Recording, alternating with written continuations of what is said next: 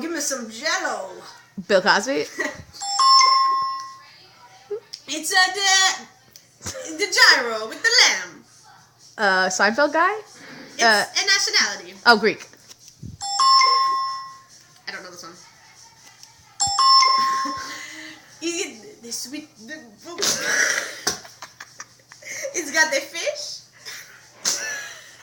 Sushi? We love their meatballs. Swedish people?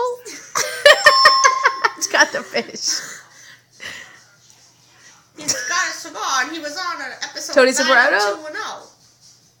He was. He was a Groucho senile Marx? man. I think this was him. He was Steve Sanders' friend the whole time.